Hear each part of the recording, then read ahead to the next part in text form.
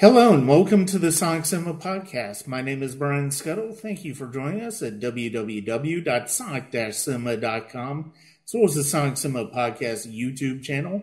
You can click subscribe, rate, and review wherever you listen to podcasts, whether it's Apple, Google, Spotify, Good Pods, Amazon, and as well as the YouTube channel. And there you'll be getting every podcast episode, as well as several quick take reviews. Now, I've got a few I've published recently as I'm going through movies for the end of the year, and that is the Sonic Cinema Podcast YouTube channel. But wherever you subscribe and listen to the podcast is appreciated. You can check us out at patreon.com/Sonic Cinema. There you will get series like Leaving the Collection and Life Soundtrack, as well as early access reviews, Oscar nomination discussion, and film festival coverage. That is at patreon.com/Sonic Cinema. So this is actually a discussion that's been a long time coming. We're up to the end of the year, and there were times where we weren't entirely sure when this discussion was going to be happening. If it was ever going to happen.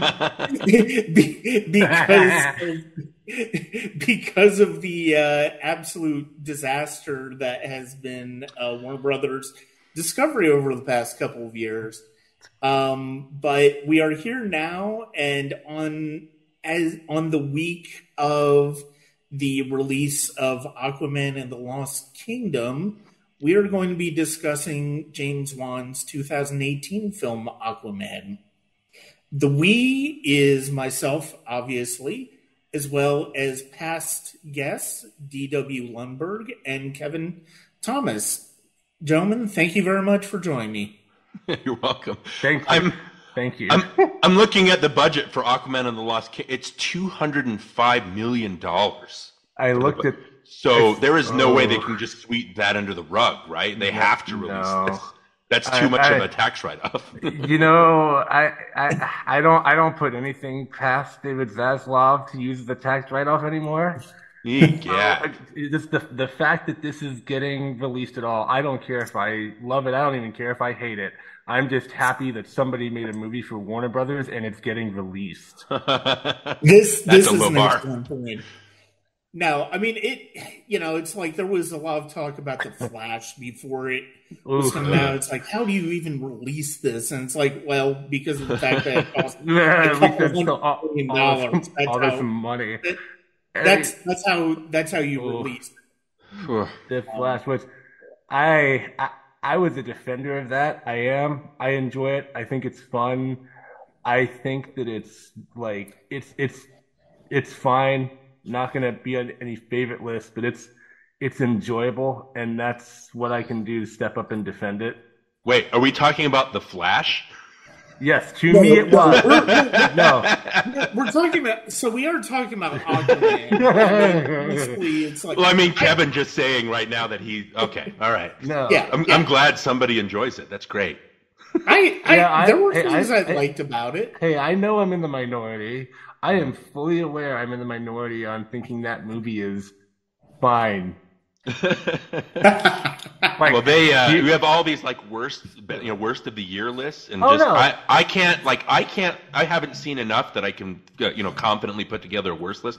But I just like, for me, The Flash is the worst thing that I've seen all year. It just gets worse the more that I'm thinking, and it's no shade on you, Kevin. Enjoy. I mean, there is stuff to enjoy, but there's and I don't know if we'll talk about it, but like oh boy, like just like Brian said, I can't believe this was released. Oh no, and the thing I understand, and there are certain things that it does that I hate, but I'm like, overall, I'm like, listen, I recognize there are several reasons why people would hate the movie, both related to the movie and outside factors of it.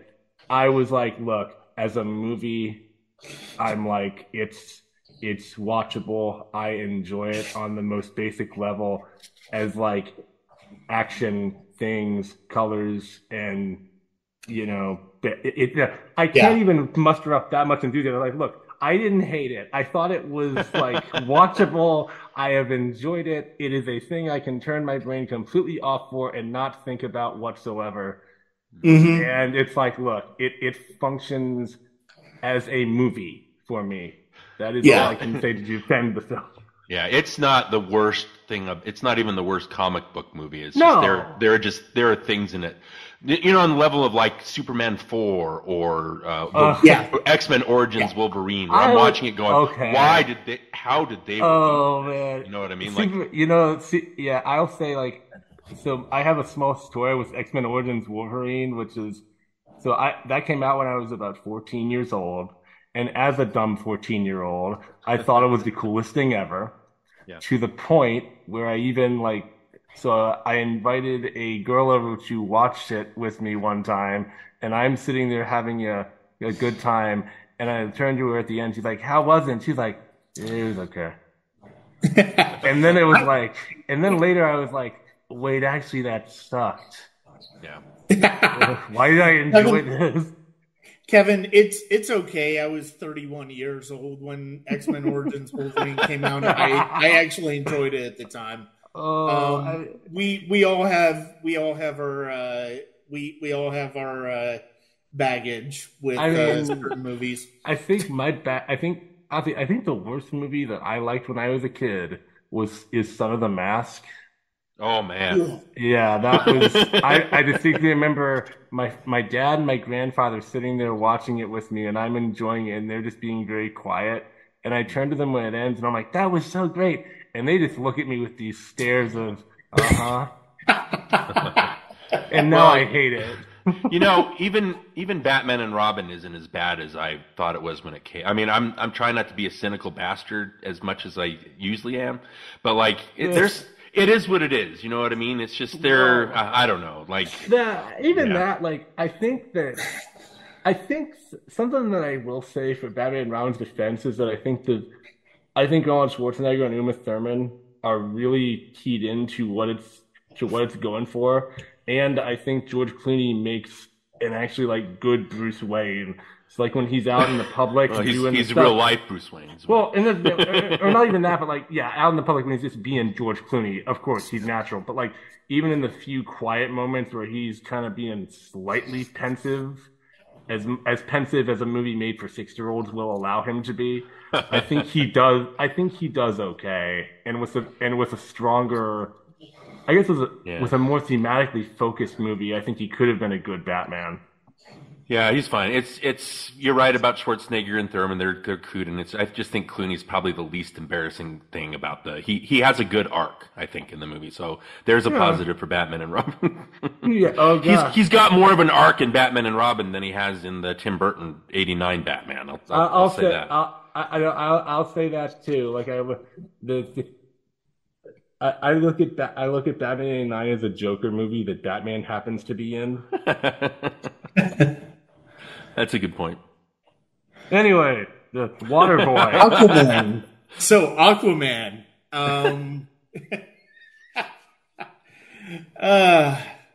Well, context is good, right, Brian? Yeah, I mean, we're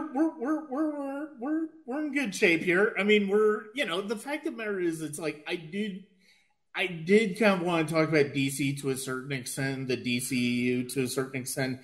I mean, I am with you, Kevin, where it's like, I think there are things about The Flash that are fine.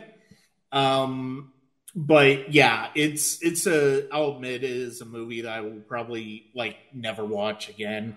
I mean, I think with a lot of the DCEU, you can basically qualify it as there are things I like about it, but yeah, it just doesn't have that same impact as the best Marvel movies have. I mean, I think the issue, because I have always said the DC, so the thing with franchises is I get in trouble because I compare them to McDonald's a lot of the time. It's just the process, and it's fine. Enjoy McDonald's. There's nothing against that. There's a reason why there's 80 billion served, right? There's nothing wrong with that. Yeah. It's just when you get to franchises, I end up super craving just a voice, a personal voice. You know what I mean? And out of everything, the DCEU is, except for say 2 movies, there's just a really deep personal voice to every single movie. And so there's that even the Snyder movies, which I do not enjoy, I can at least say that they've got a personality and they've got something on their mind. Whereas the Marvel stuff is more just, here's processed fast food, have a good time with your Happy Meal, here's your toy at the end, that kind of thing. But I think the problem with the DCEU is that it's just scatter. Like I think we've all got disease brain, like the connected universe disease brain now, where we expect everything. Like if this doesn't match up with that, then our brains kind of reject it. But, I'm kind of like, well, I'd rather have a voice than connecting at the end to what somebody said 3 movies ago. I want there to be, I want a filmmaker to take Aquaman or take Batman or take Wonder Woman and say, okay, here's this character, but here's what I want to say through them. Here's a point that I want to say through them using these iconic characters, which again is a hard balance to strike. But so if I had to choose, like the MCU obviously is more entertaining, but I can't let it slide that the DCEU is not worth something because there is a voice to 90% of these movies, even if they're not great.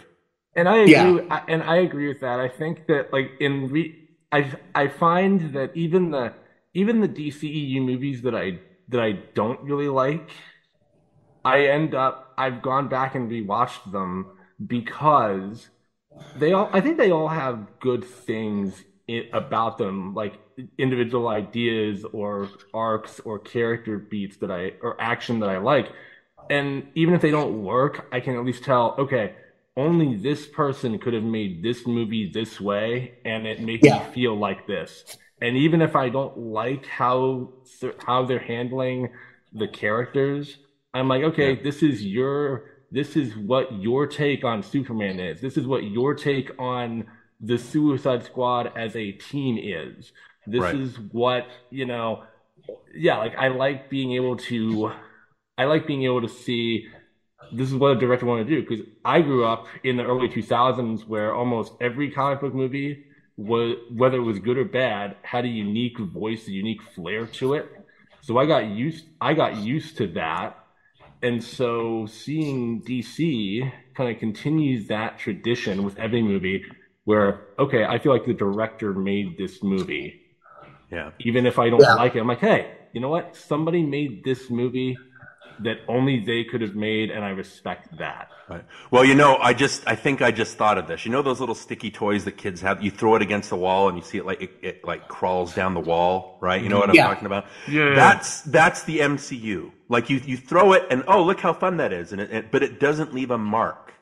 There's nothing on, like the DCEU, like I can watch Batman versus Superman and I will go and I'll punch a hole through that wall because it made me so mad, right? But then when I look at that wall again, I don't remember the last Marvel project I saw, but I can see that hole that I just punched in the wall. And I'll always remember that because it made a stamp, negative or positive. Oh yeah. And with that one in particular, I've rewatched the theatrical version of that several times just because it's like, I've found a way to appreciate it as this is so insane that it shouldn't exist, but I'm happy it does because I get to watch it just careen into itself. Yeah. Oh. That movie is the definition of tonal dissonance. Oh my God. I would argue that this movie sometimes approaches that line at certain points. At certain points, but we'll talk. I think this one has a better attitude, maybe. That papers over that stuff. Yeah, this has more. This has a bit. This feels very much like its own thing. Like it feels like they gave James Wan $200 million to just, okay, look, you're this horror guy. You've made that Furious 7 thing that made $1 bajillion. We're going to give you money to make a movie off of our fish guy. Yep. Yeah. And the thing is, it's like one of the things I love about this movie is the fact that the tone is very different from just about any other DCEU movie, where it's like there is a very knowing sense of humor to this film that I think even in moments that are kind of melodramatic, kind of supposed to be serious, like the beginning between Tamara Morrison and Nicole Kidman's characters, there's something about them that is just very distinctive in terms of the way that they play those characters, and the fact that you do feel like there's a connection between those two characters, even though you would never have expected from those actors.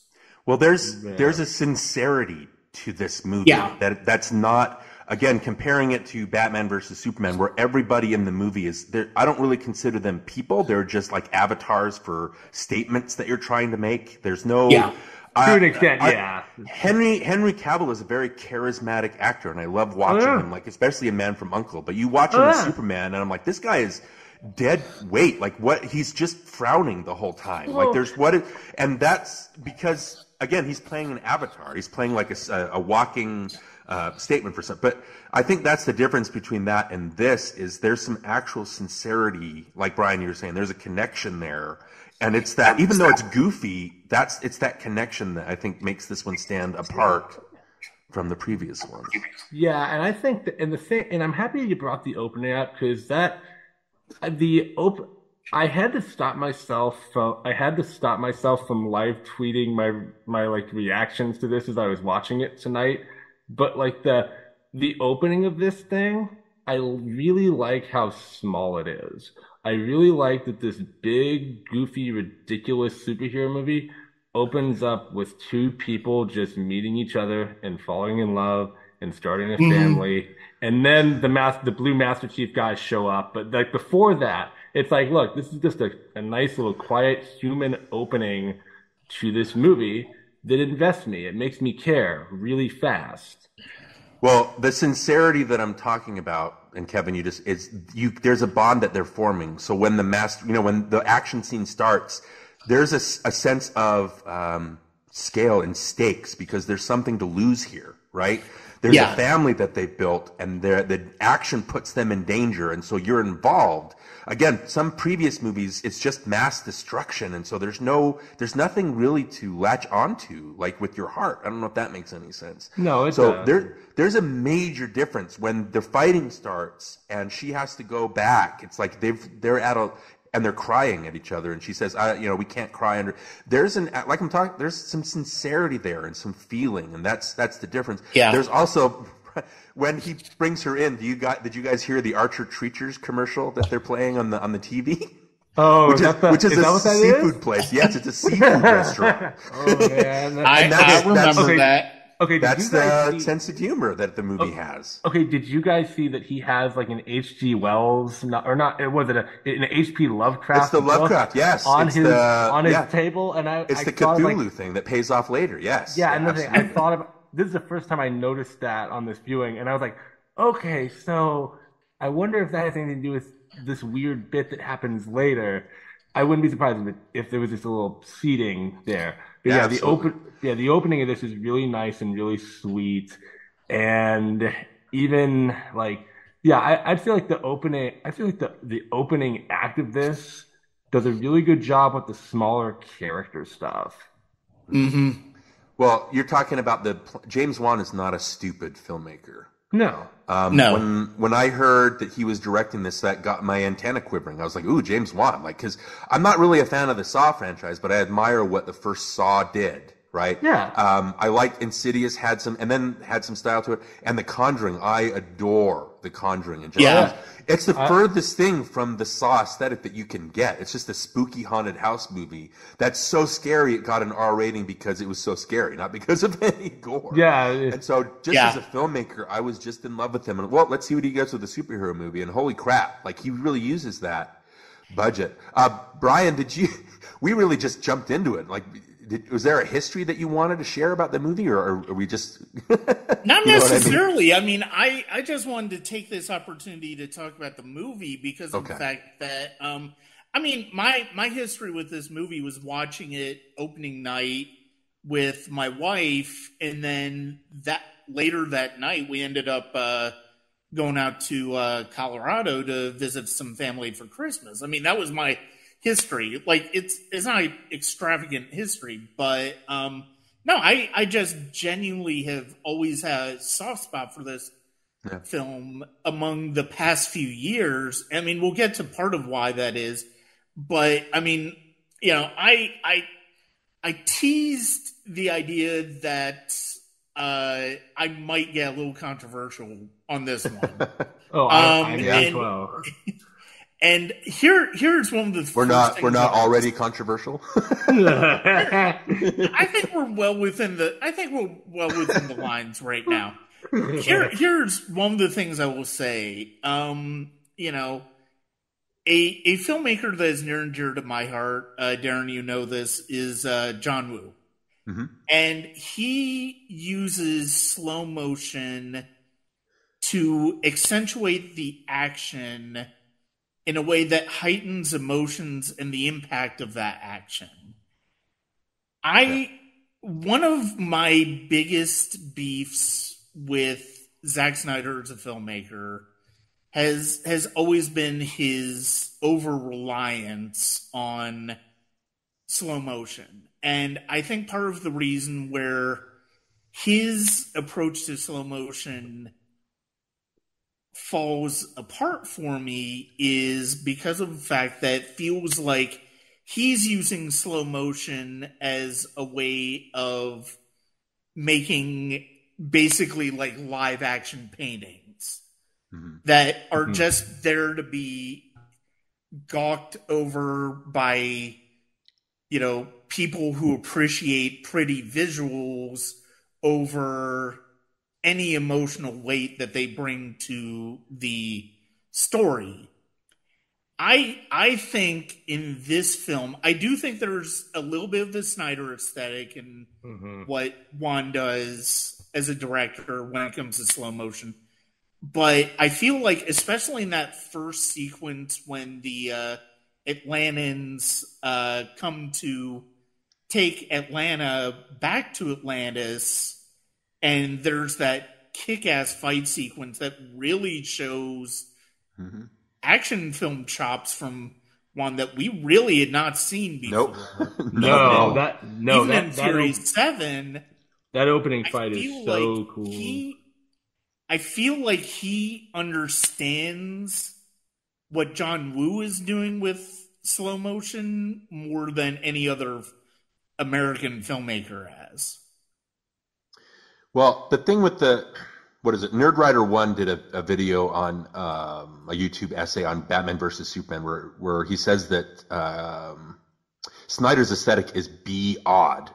Like, he'll always go for the awesome image, like you said, like a still painting. Whether or not it ties in with the story being told or the themes, like like being controversial, I do not like his Watchmen adaptation, because the whole point of the book is to kind of take the coolness out of the superheroes and to tell them that these are ordinary, pathetic beings that should not be admired. And the story doesn't change, but Snyder films the action and frames the characters in a way that they are awesome. And I'm like, this is running completely counter to the story that's being told. And I get that he's trying to go, but the story is still exactly the same. And I'm like, why are they posing? This is negating the whole point of the book. And the whole movie's like that, to the point where he can't even get silly with the giant squid that takes it. He has to go like for the seriousness, right? With just having Manhattan do it. It's that dissonance and the slow motion. So again, he just, at the expense of good sense, at the expense of themes, at the expense of the story being told or characters, he will always go for that image, which is cool. His movies are gorgeous, but there's something in my brain that I don't think I've ever fully enjoyed a Zack Snyder movie, because my brain is always fighting. The images are great, but my brain is always, well, what? Like, how is that? You know what I mean? Like, Batman versus Superman, he keeps going on. Oh, it's terrible that Batman is shooting and killing people. Right? Now let me show you this show you that in the coolest way possible. Yeah, with like guitar licks and awesome that was sound. That's my biggest issue with that entire movie is that.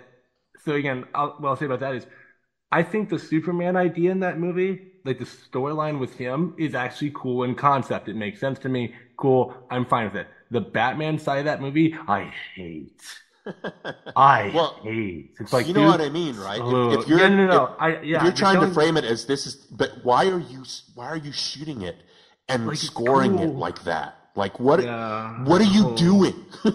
But he has to arrive. But he has to rise out of the pit like Bat Jesus, or you won't get it. But that's my thing. Again, he's got a style. People like him. I'm not going to get into that whole toxic thing. He's just not for me, right? And the funny thing is, with the slow motion, Brian, I haven't watched all of the Zack Snyder Justice League yet. I just think it's funny that there's so much slow motion in that. And then when you're doing the Flash, which parts I have seen, when you're doing that aesthetic, it's still the slow motion. He just adds lightning effects. That's the only difference. And I'm like, this is so, I don't know. We'll get into it. I just think that people don't like the silliness of comic book movies, right? But when you go totally self-serious, that makes it even sillier to me. These are guys running around in their underwear. When you try to make it super serious and awesome, it just makes it even sillier. And so I end up just laughing in spite of, I don't know. We'll talk about it some more, but I think something that this movie does, and I think something that Aquaman does understand for the most part is like, it's silly to the point of like, I feel like they want you to laugh at a lot of this, just in the images and the costumes of it. Like, they know how ridiculous it is, and they're leaning into a lot of that throughout it. And I like that for the most part in here. It's like, look, and especially, so this made $1 billion when it came out, and I think I can see why, because it's completely different from anything else at this point. It's just goofy. It's fun.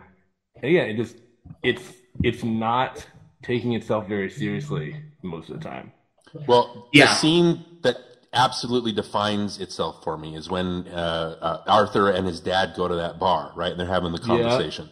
And then the bikers come up and they're like, hey, can we get a picture? And again, the look on his face, it tells you, oh, here comes the Batman versus Superman reaction where he's going to get all mad and throw him out. But that's not what happens. Like, it completely switches on you, and he starts taking pictures, and they start getting drunk together, and it's really funny, and it disarmed me. I was like, oh, this is the kind of movie that this is. And from that point on, I was like, oh, I love this. Like, this is great. Oh, yeah. It is completely aware of what it is, and it doesn't make apologies for it, which I think that some of the previous movies did. It's trying to be overly cool to kind of say, oh, this is, it's comic books, but look how cool we are. Like, isn't this cool? I'm like, no, you're making it sillier. I don't know. So how this movie leans into the silliness works for me. That's what makes it a great experience. Yeah, the silliness of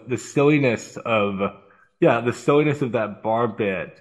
It really is like, not only is it silly in a good way, but it also, it weirdly makes the world feel more real. Because you've got all these interacting guys with each other. They're interacting and here's something that he does.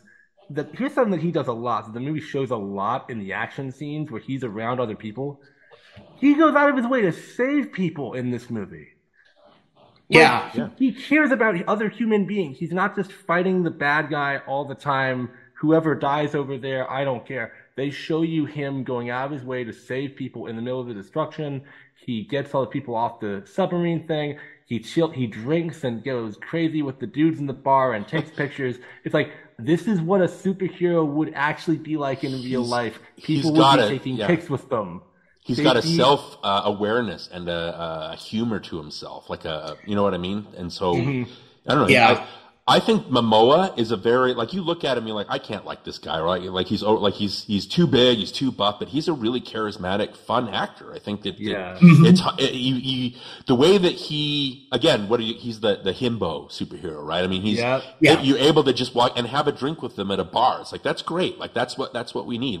Whereas the Superman that we've seen is like an untouchable, stay away from me. We have to worship you. I can't like bond with you on any human level because you're obviously a god, and I can't even be in your same presence without you blinding me with your brilliance. It's like, I don't know. Yeah, they completely demystify Aquaman as a character. Like they never do anything in this to make, I mean, maybe a little bit at the end with like you're the king thing, but like other than that, they don't do anything to make him more than what he is.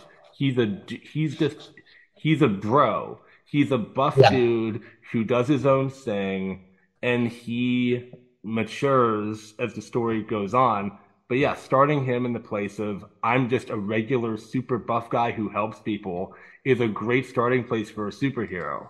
Right.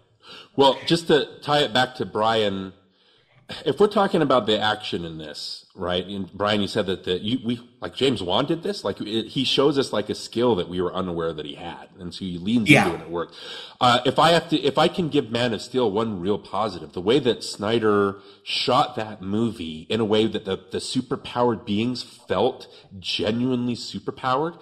Like if you watch it again, they're moving so fast that the camera seems like it's hustling to keep up, to try and keep them within the frame. And I think that's very effective as far as the action goes. I think it kind of, plateaus during the Smallville fight, and then it just becomes blunt and kind of deadening after that. But especially in that Smallville fight, when you're seeing them fight, it's like, whoa, I can really feel the punches and the impact.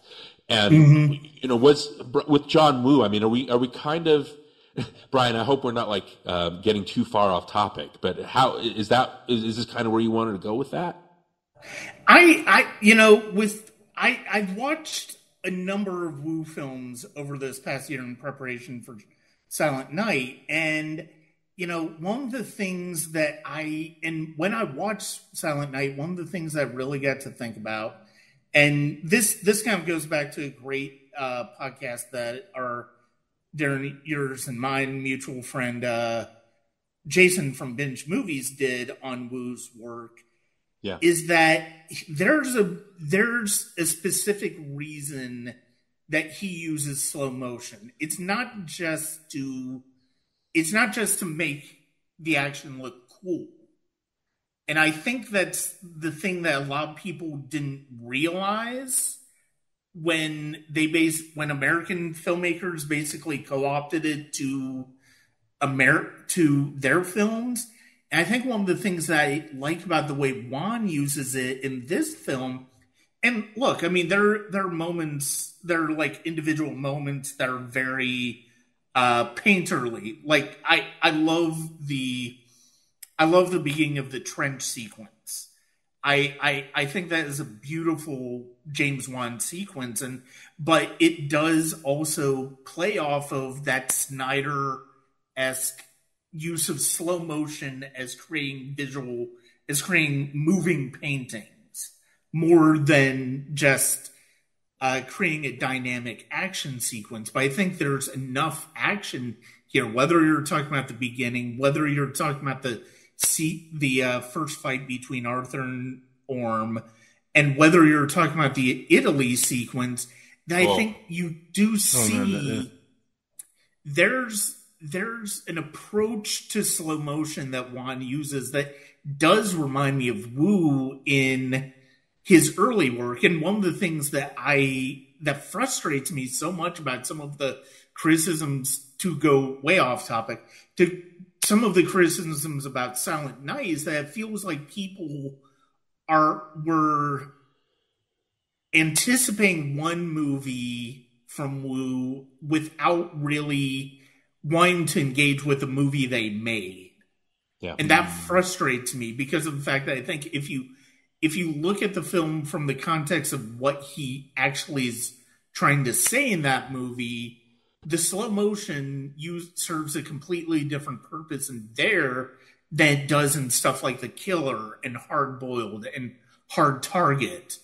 And I think, but to bring it back to Aquaman, I think James Wan is one of the few filmmakers who really seems to get why slow motion can work in an action sequence beyond simply making it look cool. Well, the thing with Wu is that when people try to copy him, they copy the look of it without copying what he actually does. I don't know if that makes any sense. Mm-hmm. So it's kind of like when the Bourne alt supremacy, when that one came, and the way that the shaky cam, I think Greengrass uses the shaky cam very, very well. And just in that, because it's mimicking like, what it's like to actually be in a fight or a chase. But he will, even though it's chaos, because that's what you're experiencing, right? Kind of a you are there kind of thing. He will slow down and he will give you an establishing shot. He will film the characters in different colored clothing or different colored vehicles so that you're not confused. But later movies, when they try to do that, they don't take that into account. They copy the shaky cam aesthetic, but it's chaos without any clearness or whatever the word, the clarity to it, right? Yeah. And it's the same thing with Wu, where it's just everybody dilutes it. So then when people who haven't watched Wu movies watch them after watching the dozens or countless of ripoffs, they look at it and go, "Oh, this is no different." But it's like, "Oh, but he wrote the language that you're used to." Right? And the thing with the action in this, Zack Snyder set the standard, right? And we can like or dislike his standard. What I liked about Wonder Woman is Patty Jenkins, the action, so the action across the whole, until we get to maybe the Suicide Squad and Birds of Prey, the action across those first few DCEU films, you can tell it's from the same universe. Yeah. Because in Wonder Woman, Jenkins does this thing, especially where she's, the Germans or No Man's Land, where Diana attacks them, right? And it's shot the same way, where it's ramped up, but then it'll slow down almost to the point where it does a freeze frame. It's hard to explain, but that's the same aesthetic that Snyder uses. The only difference is Jenkins is using like Diana as a character in this. Diana is not actually killing. She's using like the blunt end of her sword. She's not actually stabbing people through, right? She's not killing these people. She's just beating them up. And there's a difference between that and Batman and Superman just plowing through people, right? Yeah. So these filmmakers are taking that aesthetic and they're just using it. So does that make sense? They're connecting it visually so they look like they're the same, but they're using it in a different way. So it's their take, using the same kind of visuals. I don't know. And Aquaman is the same thing. There's the way that they use practical, especially in that Italy chase, which I watch over and over again because I'm Italy, I think the Italy chase in this, I think, is the action highlight of the movie. Like, I think the climax after that, where it's like the ending of it, I was like, this is visually overstimulating to me on so many levels at the end of it. But the Italy chase, that's the apex of the action for me. Absolutely. It's like this is the best bit in the movie because it's using the slow motion appropriately. There's neat little touches that they use, like him like hitting that the bell that almost falls on the girl, how he like tackles it out of the way. So fun little touches. Like and even like probably my favorite shot in that sequence is when Mira uses her water powers to like blast all of the Atlanteans with red wine spikes. Yeah, fun. It's like fun. Yeah. when I just said out loud when I was watching that, oh man, I wanted white wine. Well, the guy that like she breaks his helmet and he sees the toilet. Oh yeah, so funny. That's completely a Wan time. I think that's the kind of thing that Snyder will shy away from. Yeah. And again, that's the difference when Snyder Bros watch something like this. I think they don't like it because it's not the same. But again, they're just using the same aesthetic, but they're using it in their own way to make their own. And Snyder's, from what I understand, he's very supportive. Like he's there. Yeah. Like he cracked the story for Wonder Woman. Like he's there helping out. You know what I mean? And so he gives it. What I seem to know is like. He seems to understand that other filmmakers want to do things their way, and he lets them do that. So, like, if they're using his aesthetic little ticks and his way of shooting action or the types of ideas that he likes to put in, and the filmmakers are putting their own spins on them, so that it doesn't feel like, oh, we have to do it his way. Like, no, this is a James Wan movie, and I'm sure he adds something to it, but yeah, I like that. I like the way that James Wan handles a lot of the hand-to-hand stuff in here, or like the on-land action where it's just like one guy versus one guy. It's like, it feels tactile. When things get destroyed or people get pushed into walls, I feel it. And even when even when there are a few moments where it feels like I'm watching an Injustice cutscene where like the camera will pan back and you see the two fighters on both sides of the screen, it's still like I'm still invested in those two guys and why they're fighting each other.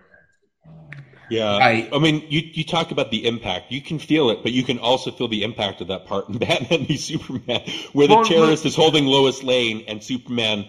What is he? He pushes that guy through like 8 walls. I laugh at that. I laugh at that scene every time I'm seeing it. I laugh at that scene because it's like, yeah, that dude's dead. Like, it's probably good that he's dead because terrorist, but he's dead. Yeah, that's not. I don't know. We don't have to get into it, but that's just that's not Superman.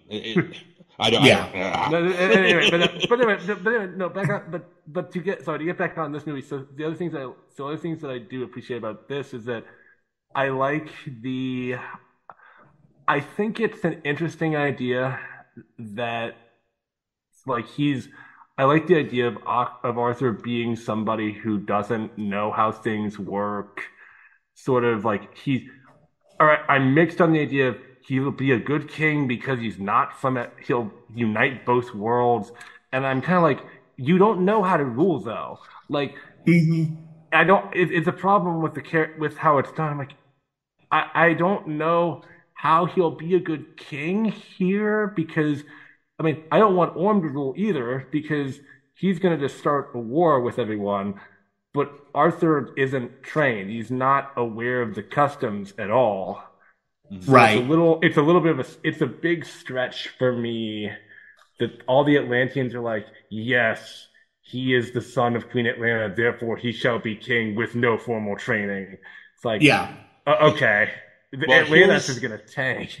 Yeah, here's the thing: is I think you see that that's the point of the movie. You see that play out, like his first fight with Orm. It's like you don't know, like you're good on land. You're not like you don't know how it works. That's why he loses. Yeah. So here's the thing. So here's the difference between this movie and Wonder Woman and Birds of Prey and the Suicide Squad, all the ones that I like versus like Batman versus Superman and Man of Steel. Okay. Yeah. What they do, I get what they're doing. They're trying to take these heroes and they're trying to subvert them. We're trying to get like, take a different look at them. Oh, here, let's spin it and see what it's like in the real world, that kind of thing. Okay. You watch Man of Steel, you watch Batman versus Superman. What they're doing, and my brain, I'm sorry, it doesn't work this way. It's the same thing with the 89 Batman and Batman Returns to an extent, is you're giving me a character that I'm already aware of. Like, you expect me to know this character from the comic books, okay? Like, when you watch Man of Steel, it's trying to give you this is the real world, but I don't understand where this Superman is coming from. I can't get a beat on him because you're starting from a place where it's like, okay, here's what you already know. This is how we're going to subvert it. And my brain is like, but I don't know this Superman. Yeah. I know the Superman you're talking about, but what you're doing is I have no idea how to grok onto this character. You're already subverting it before I have any idea who this person is. And I'm sorry, but my brain doesn't work like that. Okay, I need to, and that's why the Nolan films were kind of a mind opener for me, because I understood Bruce Wayne in a way that I hadn't before. I understood his pain. I understood the knife edge that he's walking. I just watched Batman Begins in awe because I felt it. Batman Begins works better as a drama than as an action movie because I agree. I completely feel where and that's the difference. Okay, so when you take Batman versus Superman, and Batman is introduced as a guy who's already killing, and it's like, well, it's a twist on the real, but I'm like, but that's another Batman. That's not this I have no idea who this Batman is. You're already taking him and subverting him. The Dark Knight Returns aesthetic that Snyder likes so much, that is an Elseworld story. It's also like that again. I haven't read that comic, but I know what its intent was. The intent of the Dark Knight Returns is to satirize these two guys. These aren't supposed to be like the normal ones. This is them after years. This is supposed to be like, what if we took their normal like ideals and pushed them to the darkest extremes? You have to present me with versions of these guys that are normal, and then you can push them to that over time. You can't present me with, oh yeah, this is just who he is. It's like, no, how did he get there? How did he get there? And so it's weird. Like, you can't do that. But here's the thing, though. I mean, I agree with you both, but here's the thing, though. Let's remember why we ended up getting where we did so quickly. It was solely because of the fact that DC was trying to catch up to Marvel. Exactly. They wanted to get to Justice League as quickly as they could, and they skipped some beats. A true introduction of Batman to the Snyderverse shouldn't have been that. No. Because if you're taking steps like step A, step B, step C to get a character where they're going, like you have to start at step A. I have to understand them from the ground up. You can't just go, okay, here's step G. It's like, wait, what? Like I can't, like, I'm like, hold on, I can't keep up, right? And the thing is, like, you compare, like, Brian trying to keep up with, and I'm trying to get to a point here, but you compare it to the MCU. Civil War and Batman versus Superman share a lot of similarities story-wise. There's a lot of logic leaps. There's a lot of characters acting stupid just to get to a point they're trying to make. The difference is, like, first of all, there's the tone. The second, by the time you get to Civil War and they introduce the Accords, right, we know exactly how every character is going to side, because we've had 6 or 7 movies with each of them that we know who they are from the inside out. Right? Yeah. When you have Batman versus Superman, it's the same thing, but it's like, I have no idea who you are, so I don't know why you're taking this stance. You know what I mean? You're taking it because it's the anti-Batman from the comics. It's like, great, but you're starting with step G. I can't do that. It just doesn't work for me, right? So, and that's what Snyder was trying to do. He was trying to get them to that point. But again, that's the thing that I fundamentally disagree with, is I don't know those characters enough for you to subvert them, okay? And then by the time, the difference is with this movie, just to get back to my point, is you see that he doesn't care. Arthur doesn't care. He doesn't want anything to do with it. It just gets more and more personal to the point where, okay, I have to step in, and he's gradually reintroduced. He fights Orm, but he's not ready to fight him. He has to go and learn other stuff.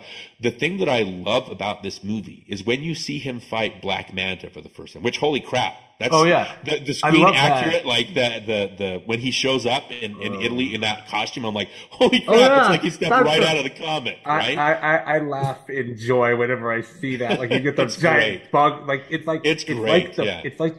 like somebody took the design of the Fly suit from 1950 and said, let's metalize this on a person. So it's great, I love it. But here's the arc of Aquaman, is the first scene where he meets Black Manta and his father, right? Arthur's attitude is punch everything.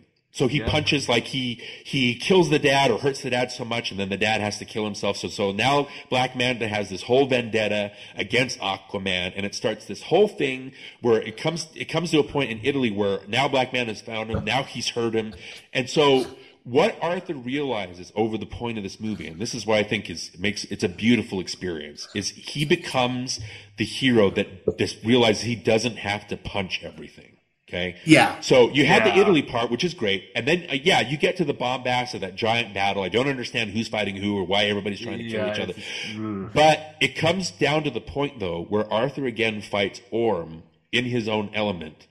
And again, he's fighting him, but if he doesn't, he can't just walk in and say, Orm, we need to talk, because Orm's just fight. And so he has to get him to a point where he disarms him, right? And then, because Orm's whole arc is, it's the human world messing with my world that killed my mom, and so that's why I have this vendetta. When Atlanta shows up, Orm's whole world is just completely shattered because his whole vengeance has been for nothing because his mom is alive, right? And the humans did. There was a kind of a bridge there. But what happens is that Arthur realizes, and again, it comes down when he's fighting the I can't remember the name of the monster that Julie Andrews plays, the Carathan. Right? Is that what it is? I don't know. Anyway, he goes to face her, but instead of fighting her, he talks to her. And she's like, oh, you can understand me.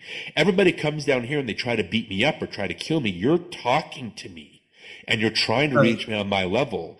And so when he goes and faces Orm, he says, we need to talk. Like, let's talk about at the end of it. Yeah, and that's something. Oh, sorry. No. It brings it all back. Again, I love that arc. As opposed to, like, again, I'm sorry to keep bringing it up, where Man of Steel, where Kal-El is the same in frame one that he is in the last frame of the movie. There's no arc, and it's why it kind of makes that movie kind of dull. Is like there's no ebbs and flows, right? Well, and I would say like the thing with, I would say like as we get more and more of these things, and more of them are like, we have to solve everything by punching. I find that I really, really like the superhero movies where the heroes at least attempt to talk down their villains. And so Arthur going from this guy who punches everything to someone who realizes, look, because I didn't try to talk to this guy or show him mercy, now his son is out to kill me. I've made an enemy. I need to try to talk to Orm to reach him on a human level so I don't make another one. And probably my favorite moment with them comes in like they're in the Ring of Fire battle sequence before they start talking, where they're talking to each other and he's like, all my life I've wanted to know what my brother was like. It's too bad he turned out to be such a dick.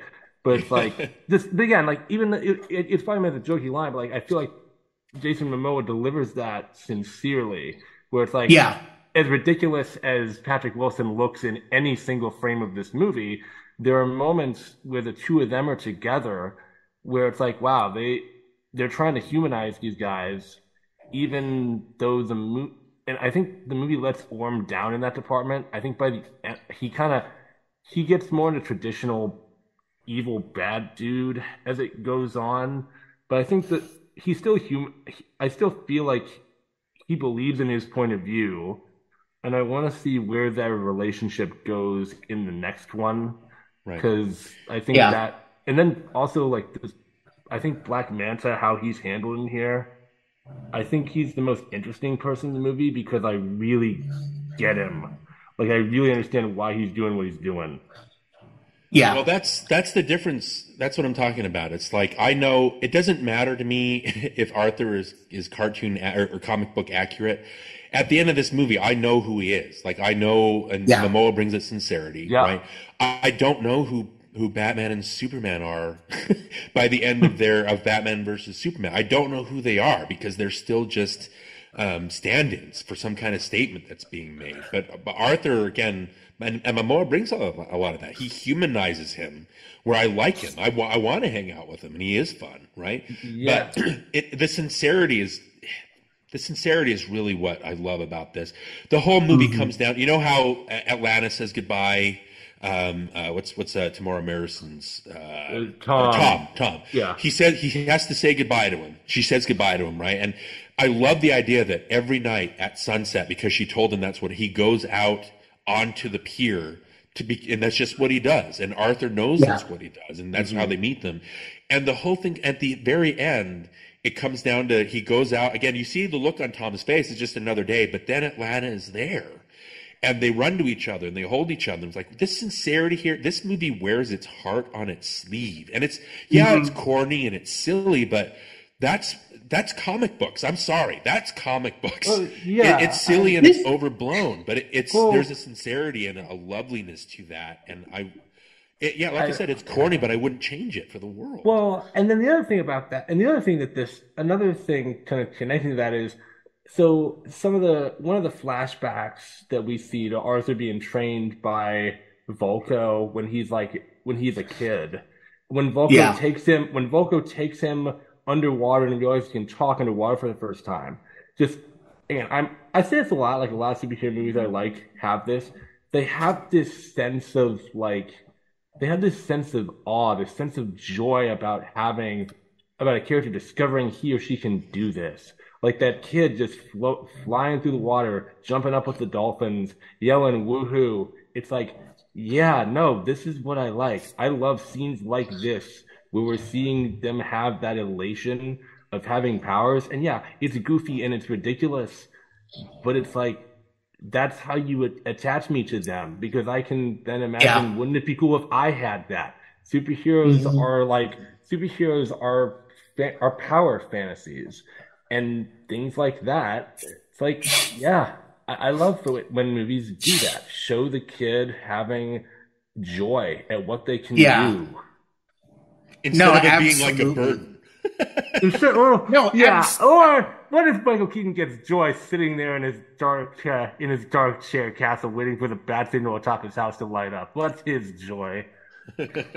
Absolutely. I mean, the tone is exactly right in this movie, and going back to John Woo, one of the things that is so unique about his best films is the way that he uses melodrama, the way he enhances his movies through telling them through melodrama as opposed to trying to make them sober and just incredibly dark films. And because by having it melodramatic, you can emphasize emotions in ways that serious drama would make it very difficult to do. And I think that's one of the things that Wan gets so right in this film. And it's absolutely about the sincerity. And you were talking about teenager Arthur's joy about learning all these powers. I think, it's he gets that actor gets a lot of crap for that one line that's been whatever. And it's a funny line. Are you saying they executed her? Yeah.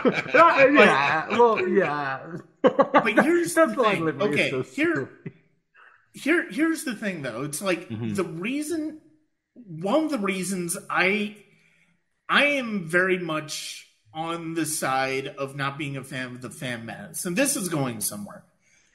And part of that is because of the fact that Jake Lloyd's performance is Anakin. Yes, he's playing Anakin as a kid. The problem is I don't think the tone of that performance is consistent with the rest of the movie. And say what you will about that kid, the kid who plays young Arthur in this, his performance is in keeping with the movie, where when he's excited about learning all these new powers, he's already aware of the fact that he is different from other people.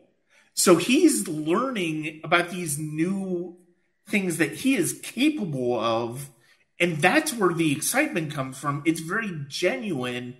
And when Anakin is saying yippee and all that stuff in Fan Mess, I don't buy it because I don't feel like anything's earned that. No, and again, so again with the even younger version of him, I really like the scene where it's like him on a school field trip and the kids are like, look at Arthur is talking to the fish. I'm like, yeah. But yeah, like that bit where, and as much as the shark looks like a thing that the Sci-Fi Channel lent them, I think that the feeling of that scene of like him realizing that he has the ability to talk to fish telepathically and other people's reaction to him doing this, it's like, again, it adds to that sense of this joy and being like, this is just a person discovering what they can do. And I mean, I just really like all the little character stuff in this movie. I wish there was a little bit more. I wish there was a little bit more of it, because I think as great as the action is, I think sometimes it goes a little bit too nuts with the visual aspect of it. to where it's like, I don't know, it goes into overstimulation occasionally. And then as good as slow-mo is, I noticed that he kept doing the same kind of shot of camera swerves right or left and then punch through the thing. It's like I feel like they set it up similarly in a lot of the action scenes. So it looks beautiful, but it's like, all right, I've seen it. They did this shot setup with a lot of these things. And so it's like, okay, is this your biggest trick? Because it looks cool, but I'd like to see a little bit more variation in how you're doing the shots of the action here. Just a little bit, just to switch it up. Yeah. Well, I like I said, I wouldn't trade the sincerity of this movie for the world. Oh no. And my biggest complaint, is there's a bit of a too muchness. And what that comes down for me, I think there's at least 5 times this happens where characters will be talking and then all of a sudden, bam, there's an explosion and then there's an action scene. I hate the first that. time it happens is on the submarine, I think, where Black Manta and his dad are talking, and then that submarine gets hit, which is kind of a minimalized version of it. But then you see later where, what is it? Like later when Volko is telling them about the trident thing underneath, and bam, there's an explosion. Yeah. Or later when Mira and Arthur are up in Italy and they're talking, and bam, there's an explosion. It keeps happening like again and I'm like, okay, like once or twice was fine.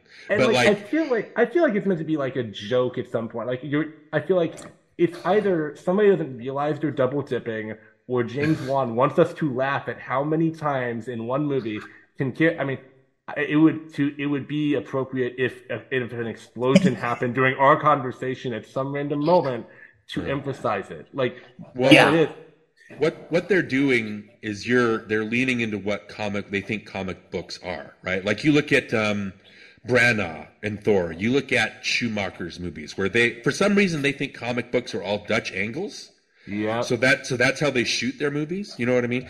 Christopher Nolan even has, during the behind the scenes stuff for Batman Begins, he's talking about the train sequence at the end. And he says, well, at the end of he's trying to subvert the whole idea and trying to make it a drama instead of a comic book movie, which I think he does brilliantly in Begins.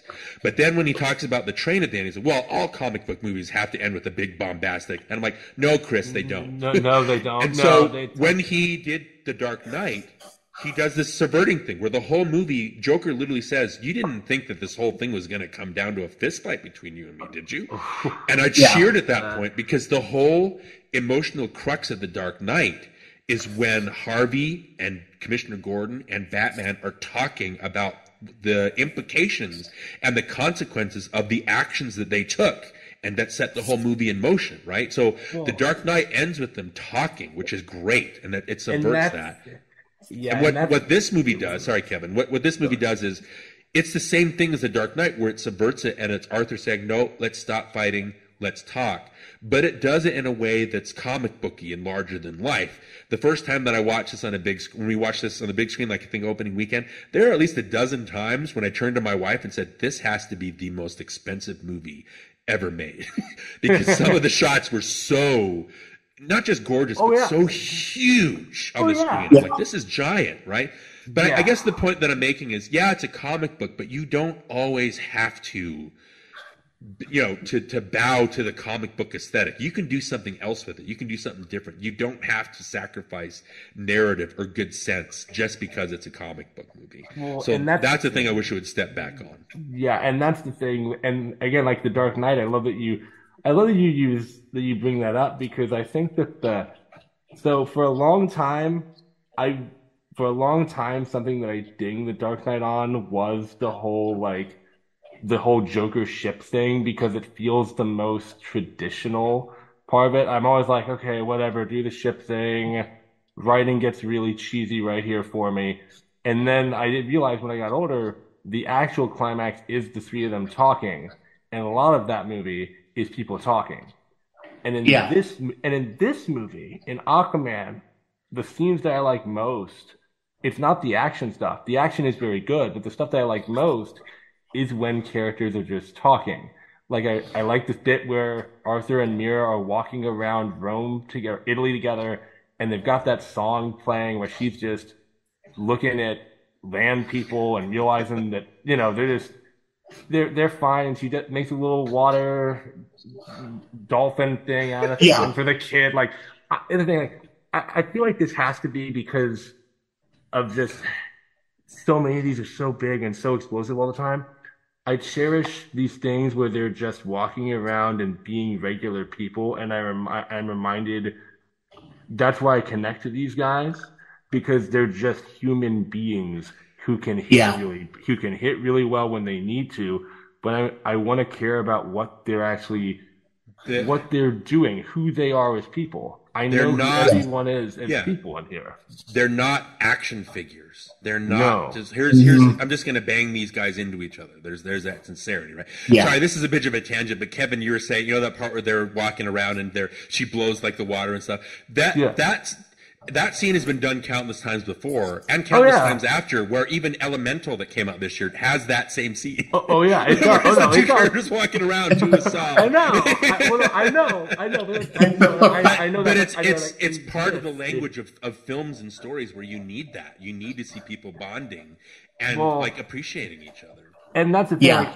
And again, the other aspect that I would flaw is I don't think that Jason Momoa and Amber Heard have chemistry with each other at all. So I don't buy the romance between them, but I do buy a relationship between them. I buy her learning from him that the surface is fine, or it can be. Like, she's got a little mini arc of going, I hate the surface and everyone on it, and realizing that viewpoint is wrong. And so, like, I think that's what salvaged it, because I think some of her line deliveries are really quite bad, and their chemistry doesn't exist to me. But what does exist is I buy that they learn from each other and can connect on that level, not romantically, but it's like, we teach each other things. Well, that romance is part of it, right? It's just you have to do that. And the romance is terrible in here. It's like, yes, Arthur, please come back. But the thing is, it's like that is an excellent point, and that you do feel, even if you don't necessarily buy the romance, you believe that relationship is forming between these two. And the thing is, I love the give and take that you point towards, Kevin, where the idea that, Mara is starting to realize that not everything on the surface is as bad as she's heard. And for Arthur, he's realizing that there's some good in the Atlantans. It's not just because he's been holding on to grudges because he feels he lost his mother, and he thinks for a good part of the movie that she's dead. Thematically, I do love this movie because of the fact that so much of it is about fathers and sons. I mean, it's a very familiar trope in comic book movies, but I feel like here there's so many different varieties of fathers and son relationships that we're seeing that I think it makes it really, really interesting to see those play out as the film goes on. Well, you're also looking at as Orm as a character. He's suffering from the same thing. He thinks his mom is dead because the surface world and the ocean world couldn't exist.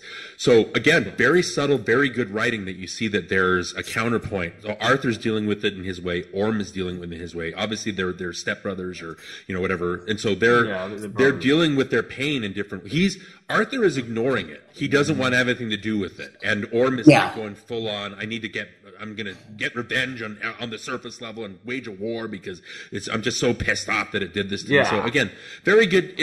There's some purposeful writing in there, and I think that's very good kind of counterpoint. Going back to Amber Heard, I just want to ask, I don't think she's a terrible actress, but I'm not trying to do the whole Johnny Depp or Amber Heard. No. But do you guys think that, because I've always thought that she was just kind of a cold actress. Like she's beautiful to look at, and she's got a very a screen presence, but she's kind of cold and standoffish. It feels like. Is it part of her acting that makes it that way for you guys? I think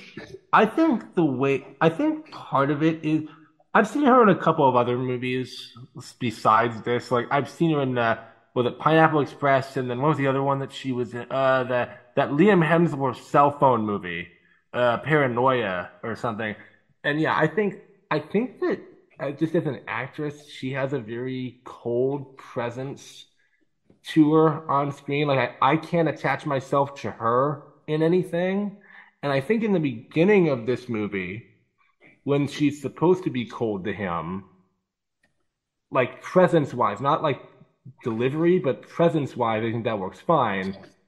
And she seems to get better as this goes on, I guess. But yeah, I think one reason why she's never become a huge star is because of that. I think there's always kind of a distance between me as a viewer and her as a performer in the characters that she plays and how she plays them. Right. Well, I can definitely, I can definitely see where you're coming from there. I mean, I guess she's, I first remember seeing her in that Nicolas Cage movie, Drive Crazy. That was the first time I remember seeing her. Drive Angry, was it? Yeah. Drive Angry, yeah. Yeah. Drive something. It's a fine movie, but I guess she's also been the Danish Girl, which granted I don't think I've ever saw that one, or I think I did. I just barely remember it. Friday Night Lights, which I haven't seen in ages. Pineapple Express. There are other things, but I don't think she's. I think there are moments here, especially in Italy with Momoa, where she's really good. I think she gives us something interesting. I think she gives us a decent performance in Esmera in those moments, but I do also think there are. I do think she's a very rough actress in terms of her performances. Like the first time we see her in this movie, I think is not that great. I think it's horrible. I was cringing through that first scene where they're together. I was like, oh, don't. We got to pick this up right now. You're going back to I get all that, and Kevin, I agree with you on the road. Like they have chemistry, they're good together, especially the part where they find like the message from the Lion King. Yeah, and he's like, "Do you remember it?" Like I memorized it. Did you? Like, yeah, I did. Like, well, what did he say? He goes, "Well, something trident." I think they got good chemistry there, but writing wise, he softens her. She softens to him, and he becomes more responsible and so they meet in the middle. So again. Good writing. I think it doesn't. It pulls it off enough that I believe, like you said, in their relationship, even though they don't have romantic chemistry so much. No. I do appreciate that they like each other. But again, there's just some interesting like little writing touches, little grace notes in here that really make it work. I think the difference is.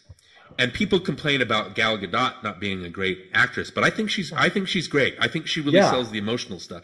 I just think that with Amber Heard, she doesn't get the humanizing moments. Yeah, there's the part where they're, the montage where they're getting to know each other. Yeah, no, but she doesn't. She doesn't have a moment in what like Gal Gadot has in Wonder Woman. She's like, oh, a baby, or when she eats where it humanizes her, and she's just. The thing that makes that Wonder Woman character great is she's not just a kick-ass warrior queen. She's also a woman. She's maternal. She's everything men or women don't have to be just a certain thing. They can be everything, right? And what makes her performance, and again, it's hard to not have chemistry with Chris Pine. I just think that the scene on the scene on the boat where they're talking about how they're going to sleep, and he's like, "You don't have to sleep." Well, I don't sleep with people because they're not married. It's like, well, do you want to? And she's like, "I don't know. You don't have to. It's up to you." They have a really good, and they're good in that. Yeah. That's hard to do. They have a romantic, comedy chemistry. They're great in that, and even like yeah, like that, and I think I never realized it, but I think you're right. Like that's what Mira is missing as a character in here is that she has a little arc in here, but we never get a moment with her where we don't get a moment where she truly lets her guard all the way down, and we just see like the regular person there, and every other character in the movie, I think, gets a moment like that, and not giving her one was a mistake. Yeah. Well, I mean, there's enough stuff in there. It's just not anything that can completely stand out, I don't think. No, and that's the thing. Yeah, she's.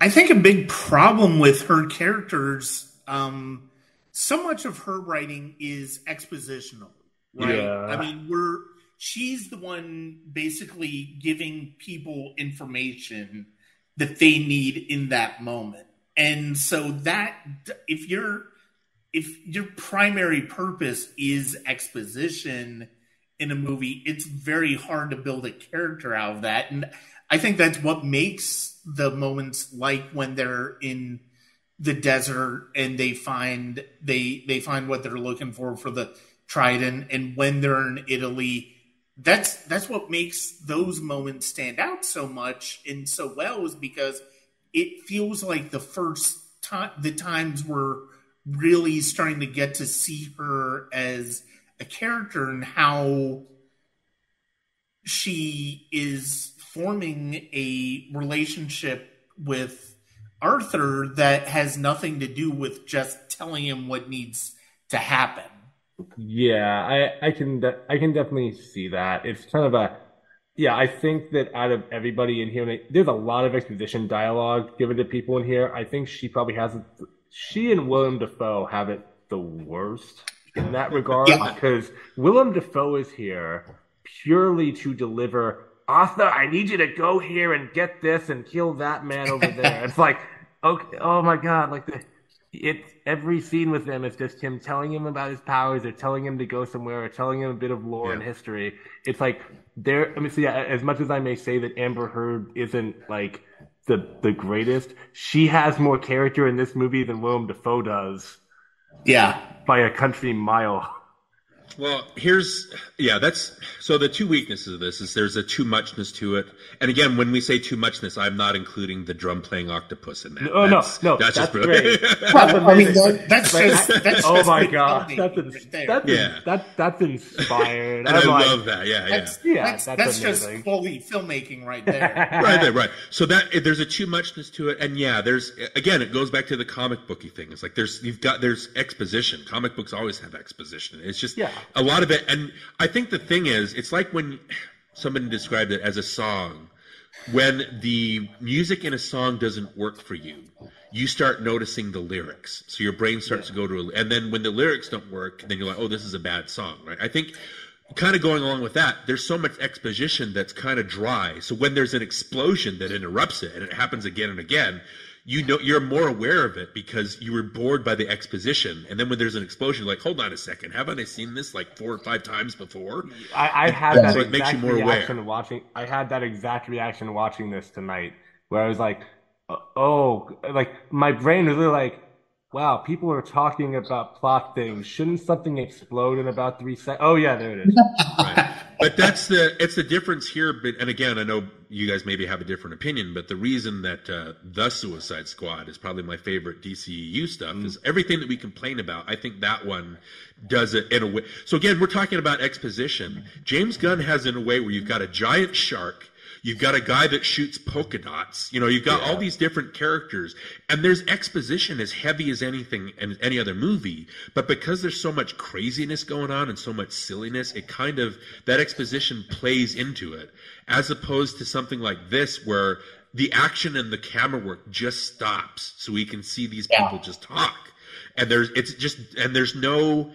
they don't really bring a lot of personality to those exposition scenes. And I think that's the difference. Yeah, and I need to rewatch The Suicide Squad, because I think when I watched it, I think, like you guys are saying with the criticisms of Silent Night, which I haven't seen that yet. I plan to, but like I think I went into the Suicide Squad expecting it to be a certain kind of movie, and when it wasn't that, I might have I might have reacted. I think my brain was like, wait, this doesn't work. And so yeah, I need to give that another shot. And I will say my favorite bit in that is a little character bit where we learn the backstory for Ratcatcher 2. I like that. I like that little moment right there. I was like, oh man, damn it, James, you got one moment here. And then Harley Quinn talking to the dead dictator on the floor. I like that. Yeah, the little quieter things stuck out. I need to give it another shot. I was in a bad state, or maybe. Well, I don't know if you guys have this. Yeah, I don't know if you guys have this as part of your how you watch movies, but I try to watch movies at least twice before I can nail down what I really think about them. So if I hate a movie, I'll be like, well, was it my mood? I don't know. Maybe I should go back and watch it. And yeah, like Batman versus Superman gets worse every time I watch it. So it's just those things where, you need to watch it at least a couple times to really get a good sense of what's happening. I mean, I guess I tend to watch almost everything a few times. Like I like to go back and rewatch things generally just to see okay, what did I miss, or what are the little details or little jokes or bits or whatnot. And again, I've gone back and rewatched pretty much all of the DCEU stuff except for the Suicide Squad at this point to notice things and appreciate things and laugh hysterically at things that go on in some of them. And rewatching this one, I think the bombastic action of it it sometimes drowns out the character stuff that's working really well. I do like the action in this. It drowns out the stuff that really works for me in here by the end of it. But the ride getting to that end, I think is good. I think that I like the talking stuff. I like the sense of wonder. I like that it's able to be. I like that it's willing to be this weird. I like that Patrick Wilson wears an odd little helmet. Well, he's got a spiky-headed helmet thing in one of the battles that I just laugh at because it's so goofy looking on him. Oh yeah, and also, and the other thing about this, so in terms of this casting, so Aquaman in the comics is basically Patrick Wilson, how he looks in this movie. And, Jason, I like the fact that Jason Momoa, in terms of the whole, this universe is about, subverting heroes that we know. I think that I like that Jason Momoa, just visually, just how he looks, is not at all what most people think of when they think of Aquaman. Right. And so having Patrick Wilson in there as, this is what Aquaman... They probably would have... If they had made this, 15 years ago, they probably would have cast somebody like him. They wouldn't have cast Jason Momoa in it. But I think it's just interesting that the whole thing of conversions is at play here in casting Jason Momoa and the writing for him being so good and watching him grow and mature into the Aquaman that people are more familiar with if they've read the comics or seen the Justice League cartoons or this or that. He's growing into that character as this goes on. Yeah.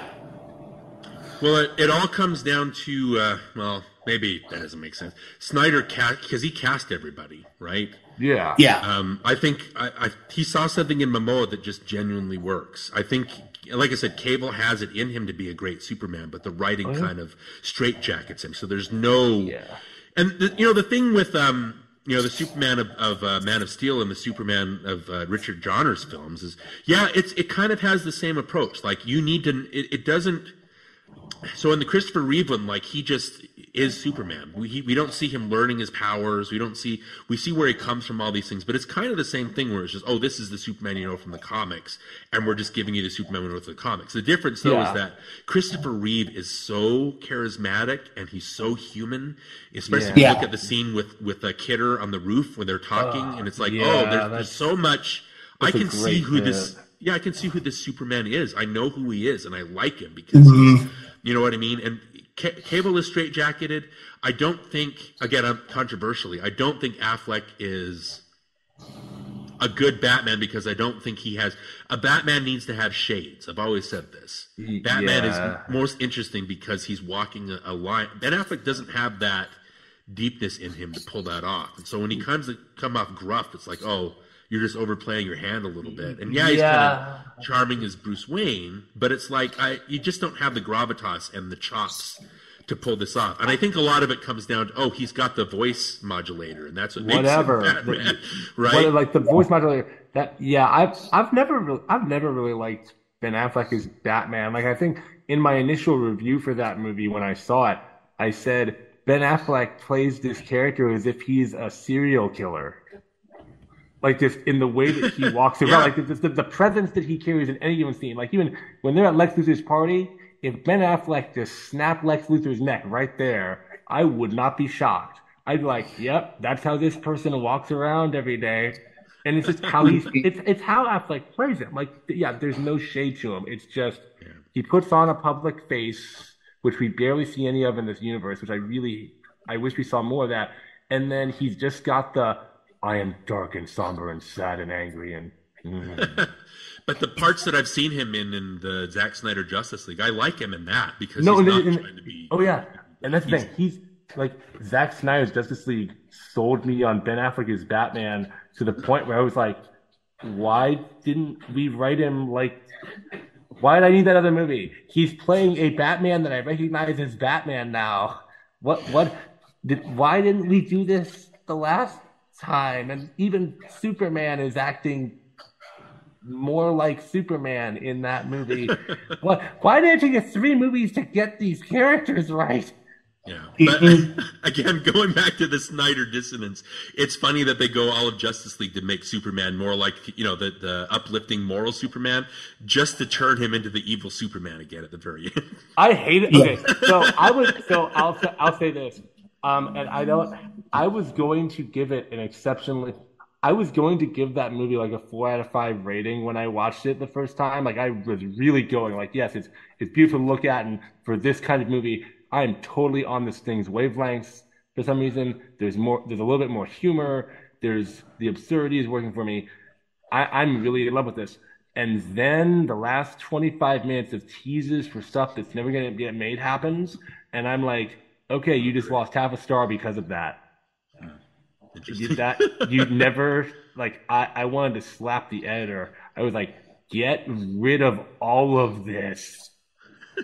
We have something great, and you just, why'd you do that?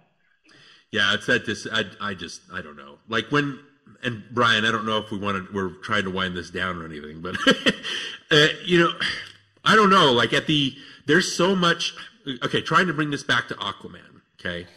So Batman vs. Superman is funny because there's a line in the movie where it's Holly Hunter saying, this is how democracy works, as we talk to each other, right?